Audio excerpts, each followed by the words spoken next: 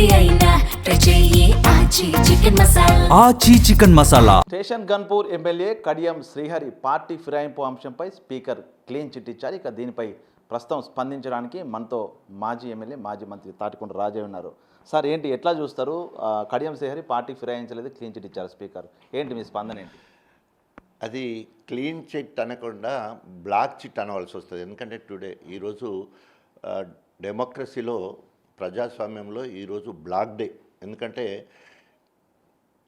వారే స్వయంగా అనేక సందర్భాలలో మేము కాంగ్రెస్ పార్టీలో చేరాము, సరే ఓ దగ్గర అభివృద్ధి కోసం చేరామనొచ్చు, ఓ దగ్గర రేవంత్ రెడ్డి పిలిస్తే పోయాననొచ్చు, ఓ దగ్గరికి దీపాదాస్ మున్షి వచ్చి ఆహ్వానం చెప్తే పోయినని చెప్పొచ్చు. కానీ ఆ సందర్భాల్లో పోయి కాంగ్రెస్ కండువా కప్పుకోవడం జరిగింది. తర్వాత పెద్దపెండాల్లో ఒక బహిరంగ సభలో నేను ఒక సంవత్సరం కిందనే కాంగ్రెస్ పార్టీలో చేరాను అని క్లియర్గా ఆయన అఫిడవిట్ ఇచ్చినంత గొప్పగా మాట్లాడడం జరుగుద్ది. మళ్ళీ నిస్సిగ్గుగా హైదరాబాద్ పోయినప్పుడు మాత్రము నేను బీఆర్ఎస్ పార్టీకి రాజీనామా చేయలేదు, మేము 5,000 కట్ అవుతున్నాయి అని చెప్పేసి మాట్లాడే పరిస్థితి వచ్చినప్పుడు అక్కడ ఏ అసెంబ్లీలో కూడా టీఆర్ఎస్ ఎల్పీ తర్వాత కాంగ్రెస్ ఎల్పీ ఇట్లా ఉంటే ఆ ఆఫీస్ మెయింటెనెన్స్ కోసం అయ్యే ఖర్చులు ఏదైతే ఉన్నాయో మొదటి నుంచి కూడా అట్లా బీఫామ్ ఇచ్చినప్పటి నుంచి అట్లా కట్ అయిపోయే పరిస్థితి మనకు కనబడుతుంది. అట్లా పోయిన దాన్ని చిన్న 5,000 రూపాయలను పెట్టుకొని మాట్లాడమంటే నైతికంగా నువ్వు ఓడిపోయినట్టే. 5,000 నీకు పార్టీ ఫండ్ ఎంత ఇచ్చింది చెప్పు ఒకసారి.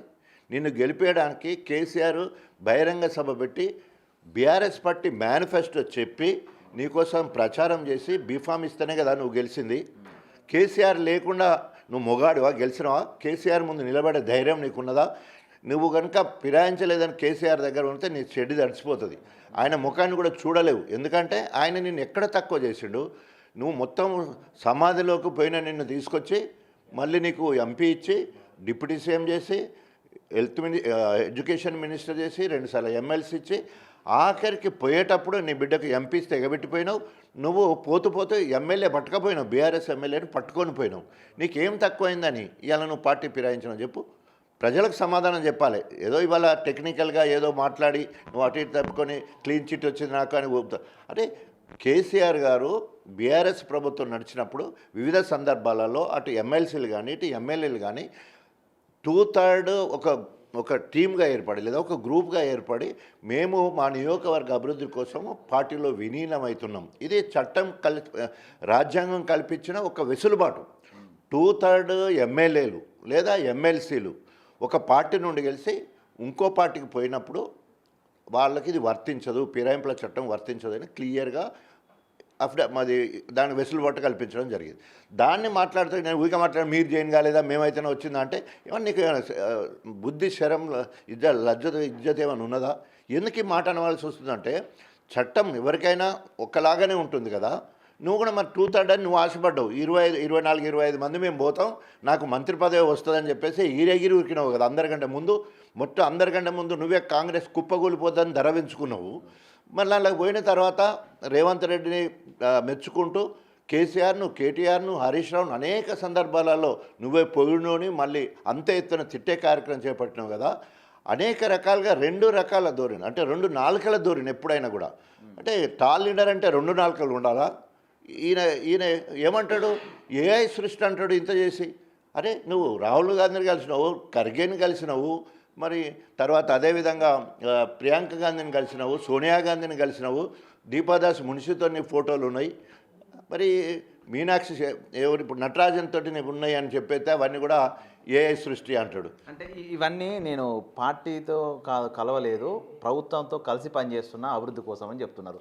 నిజంగా ఆయన పార్టీ ఫిరాయించినట్లు మీ దగ్గర ఆధారం ఉంటే ఎందుకు ఆయనకు ఫస్ట్ షోకాజ్ నోటీస్ లేదు, ఎందుకు ఆయన దగ్గర నుంచి మీరు రిప్లై తీసుకోలేదు? ఇప్పుడు డైరెక్ట్గా దీపాదాస్ మున్షి ప్రభుత్వానికి సంబంధించిన పార్టీకి సంబంధించిన ప్రభుత్వంలో ఆమె లేదు కదా. ఆమె పార్టీ ఇన్ఛార్జ్గా వచ్చింది. ఆమె పిలిస్తే నువ్వు పోయినావంటే పార్టీ మారినట్టే కదా. ఆమె తర్వాత రేవంత్ రెడ్డి అప్పుడు పిసిసి అధ్యక్షుడు కూడా ఉన్నాడు. ఆ ఇద్దరి సమక్షంలో నువ్వు పార్టీ కండువ కప్పుకుంటావు కదా, నీ బిడ్డ కండువ కప్పుకున్నావు కదా, ఇద్దరు కలిసి అది అంతకంటే పెద్ద సాక్ష్యం కావాలి.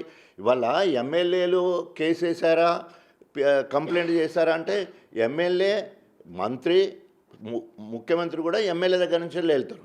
సో కేసీఆర్ గారి ఆదేశం మేరకు వివేక్ గౌడ్ గారు కేసు వేయడం జరిగింది. ఇంకో దగ్గర ఇంకో దగ్గర ఇంకొకరు. ఎవరేస్తేంది నువ్వు టెక్నికల్గా ఎట్ట తప్పించుకోవాలని చూస్తున్నావే తప్ప నువ్వు నీకు నిజంగా నైతిక విలువ ఉంటే, రాజ్యాంగం మీద గౌరవం ఉంటే, ప్రజాస్వామ్యం మీద గౌరవం ఉండేది ఉంటే, నువ్వు తీసుకున్న నిర్ణయం కరెక్ట్ అయ్యేది ఉంటే డెఫినెట్గా రాజీనామా చేయాలి కదా. ఎస్, నేను 2011లో కాంగ్రెస్ పార్టీ ఎమ్మెల్యే గెలిచిన, తెలంగాణ రాష్ట్ర సాధన కోసం అధికార కాంగ్రెస్ పార్టీ ఎమ్మెల్యే పదవికి రాజీనామా చేసిన, ప్రాథమిక సభ్యత్వానికి రాజీనామా చేసిన, మళ్ళీ నేను తీసుకున్న నిర్ణయం కరెక్ట్ కాబట్టి ప్రజల్లోకి వెళ్తే బ్రహ్మరథం పట్టారు, నాకు పూలదండలు పడ్డాయి. ఒకవేళ నువ్వు కూడా అభివృద్ధి కోసమే పోయినట్టు కనుక అయ్యేది ఉంటే నిర్భయంగా ఒప్పుకోగలగాలి, నువ్వు ప్రజా తీర్పు కోసము ముందుకు పోవాలి, రాజీనామా చేయాలి. ఇగో నేను గణపురం అభివృద్ధి కోసమే పోయినా, ఈ అభివృద్ధి చేసినా, నేను తెలంగాణ కోసం పోయినాను, ప్రజల్లోకి వెళ్తే తెలంగాణ రాజన్నగా పేరు వచ్చింది, యావత్ తెలంగాణ మొత్తం తిరిగే ధైర్యం నాకు వచ్చింది. నీకు కూడా ఒకవేళ నువ్వు అభివృద్ధి కోసమే పోయినని అంటున్నావు కదా, నువ్వు అభివృద్ధి కోసం పోయినని చెప్పేసి రాజీనామా చేసి తెలంగాణ మొత్తం తిరుగు, నీకు పూలదండలు పడతాయా చెప్పుల దండలు పడతాయా తెలుస్తుంది.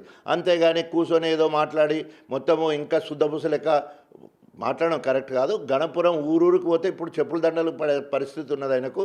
ఎందుకంటే గెలిపించిన వాళ్ళు బీఆర్ఎస్ వాళ్ళు, నాయకులు ఆయనకు ఎదురుగా ఖర్చు పెట్టుకున్నది, పార్టీ ఆయన కోసం ఖర్చు పెట్టుకున్నది. ఇవన్నీ చేస్తే మొత్తం ఈరోజు వ్యక్తిగత ప్రయోజనాల కోసం, ఆర్థిక లావాదేవీల కోసం, బిడ్డకు ఎంపీ టికెట్ కోసం పార్టీ మారి ఇవాళ అభివృద్ధి కోసం నువ్వు తీసిన అభివృద్ధి ఏంది శూన్యం.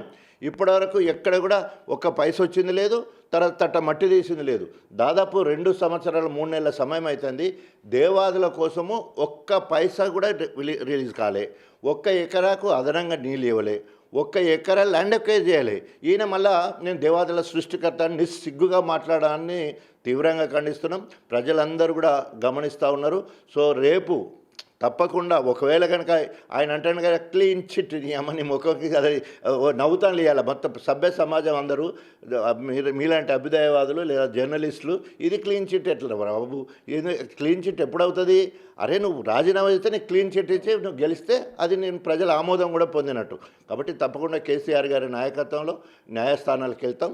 అవసరమైతే స్పీకర్ను కూడా చట్టపరిధిలోకి లాగటానికి వెసులుబాటు ఉన్నది, ఆయనను ఎగురుతాం. తర్వాత అదేవిధంగా హైకోర్టులో కేసీఆర్ గారి మార్గదర్శకంలో తప్పకుండా హైకోర్టు లేదా సుప్రీంకోర్టులో తప్పకుండా ఎదుర్కొంటాం. కాస్త ఆలస్యమైన కూడా తప్పకుండా ఫిరాయింపుకు పాల్పడ్డ ఎమ్మెల్యేలు తప్పకుండా అనర్హత వేటు తప్పకుండా వారి మీద పడుద్ది. నేను బీఆర్ఎస్లో ఉన్నాను, మీరు ఒకవేళ కోర్టుకు పోయినా కూడా ఎదుర్కోవడానికి నేను సిద్ధంగా ఉన్నా అంటున్నారు. మళ్ళీ ఒకటి రాజీనామా ఇవ్వాలా, మీకు కావాల్సిన రాజీనామా కదా, కేసీఆర్ ఫిరాయింపులు చేశారు, శుద్ధపూసనగా మాట్లాడుతుండో, ఆయన క్షమాపణ చెప్పాలి తెలంగాణ ప్రజలకు, నేను రాజీనామా చేస్తా అంటున్నాను. ఏం చెప్తారు దీని మీద? సో ఇప్పుడు నేను కూడా కడియం శ్రేణికి నాకు ఆయన 4 సార్లు గెలిచిండు, నేను 4 సార్లు గెలిచిన. ఆయన 4 సార్లు ఆగుతూ గెలిచిండు, నేను 4 సార్లు కంటిన్యూస్గా గెలిచిన. నా ఒక్కసారి గెలుపు ఆయన 4 సార్లు గెలిచిన మొత్తానికి నా ఒక్కదాన్ని గెలిచితో సమానం ఓట్ల విషయానికి వస్తాయి. సో నేను స్థానికుడిని, ఆయన స్థానికేతరుడు. ఆయన కంటే ముందే నేను ఉప ముఖ్యమంత్రి అని నాకు సమాధానం చెప్పు. నేనేమన్నా సింపుల్గా గణపూర్లో అంబేద్కర్ గారి విగ్రహం ఉంది, ఆ విగ్రహం దగ్గరకు వచ్చి నువ్వు గదే మాట చెప్పు, నేను కాంగ్రెస్లోకి పోలేదు, బీఆర్ఎస్ పార్టీలో ఉన్నాను చెప్పండి, నీకు బ్రహ్మరథం పడితే అక్కడి నుంచి ఊరేగింపుగా మొత్తం తెల్లారులైతే నీకు ఫ్లెక్సులు కడతాం, ఊరేగింపు చేస్తాం, అవసరమైతే కేసీఆర్ దగ్గర కూడా తీసుకుపోతాం మేమే గణపురం నియోజకవర్గ పక్షాన. అదే శాత కాదు, ఇక్కడికి వచ్చేమో మళ్ళీ కాంగ్రెస్ అని నచ్చుకుంటుంటావు, అక్కడేమో బీఆర్ఎస్ అని చెప్పుకుంటావు, మళ్ళీ ఇలా క్లీన్ చిట్ అంటావు, మళ్ళీ ఆఖరికి వస్తే ఏ సృష్టి అంటావు. గిన్ని రకాలుగా బొంకుడు మాటలు మాట్లాడితే టాల్ లీడర్ అంటే ఇట్లాంటి మాటలే వస్తాయి, అర్థమవుతుంది. దీన్ని బట్టి ఏంటంటే టాల్ లీడర్ అంటే అబద్ధాలు ఆడాలి, తర్వాత ఆకాశం మీద ఏదో అంటే మేఘాలు చూపించేసి ఎండమావులను చూపించి మొత్తం సెల్లాన్ని నింపిన పరిస్థితి ఎట్లా ఉండదో ఈయన మాటలు కూడా అట్లే ఉంటాయి. తప్పకుండా ఇప్పటివరకు అక్కడ రేవంత్ రెడ్డి ఫెయిల్, ఇక్కడ కడియం శ్రేణి ఫెయిల్, అట్టర్ ఫ్లాప్, కాంగ్రెస్ ప్రభుత్వమే అట్టర్ ఫ్లాప్. ఈ తినబోతూ రుచేందుకు తప్పకుండా రేపు రాబోయే రోజులలో తప్పకుండా ఆయనను దించే వరకు కడియం శ్రేణి కోర్టు పరంగా న్యాయపరంగా ఆయన ఎదుర్కొంటాం. తప్పకుండా ఆయనను సస్పెండ్ చేసే వరకు ఆయన వెంటబడతాం. అంటే గణపూర్ ప్రజలకు మీరు కొన్ని రోజుల క్రితం తొడగొట్టి చెప్పారు, ఉప ఎన్నిక వస్తుంది మనం గెలుస్తామని చెప్పారు. బీఆర్ఎస్ శ్రేణులకు మరి ఇప్పుడు ఏం చెప్తారు? మీరు క్లీన్ చిట్ ఇచ్చారు స్పీకర్, ఏం చెప్పదలుచుకున్నారు? ఒక్కొక్కసారి ఆలస్యం అవుతుంది. మనం ఆఖరి 9 నెలల్లో కూడా బై ఎలక్షన్లు పోయిన సందర్భం ఉన్నాయి, సంవత్సరంలో బై ఎలక్షన్లు పోయిన 2 నెలల్లో కూడా బై ఎలక్షన్లు. Election is election. సో తప్పకుండా రేపు 600 అయినా కూడా ఇప్పుడు నేను తీర్పు ముకుల్ రాయ్ అంటైనా కలకత్తా హైకోర్టులో మరి బీజేపీకి సంబంధించిన తృణమూల్ కాంగ్రెస్లో చేర్చుకుంటే స్పీకరు ఫిరాయింపు చట్టం వర్తించదన్నాడు. హైకోర్టు పోవడం ఫస్ట్ సిట్టింగ్లోనే ఆయనకు 6 సంవత్సరాలు బహిష్కరణ వేటేయడం జరిగింది. తప్పకుండా ఇక్కడ కూడా అదే జరుగుతుంది. ఎందుకంటే కోర్టులు ఎప్పుడైనా ఇతర కోర్టులలో తగిన తీర్పును ఉదాహరణ తీసుకొని చేస్తుంటారు. అంతేకాకుండా ఫిరాయింపుల చట్టమే క్లియర్.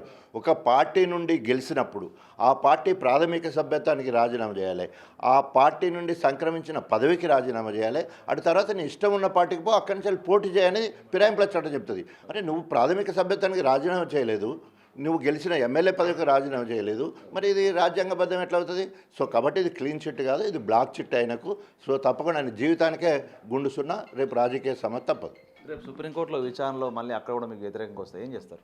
సో అది ప్రజా తీర్పు తప్పదు కదా. ఇవన్నీ కోర్టులు గీట్లు రకరకాలుగా తప్పించుకున్నప్పటికీ ప్రజా కోర్టులో తప్పకుండా కడియం శ్రీహరికి శిక్ష పడుద్ది. So thank you. ఇది తాటికొండ రాజయ్య స్పందన. కడియం శ్రీహరికి వచ్చింది క్లీన్ చిట్ కాదు, బ్లాక్ చిట్.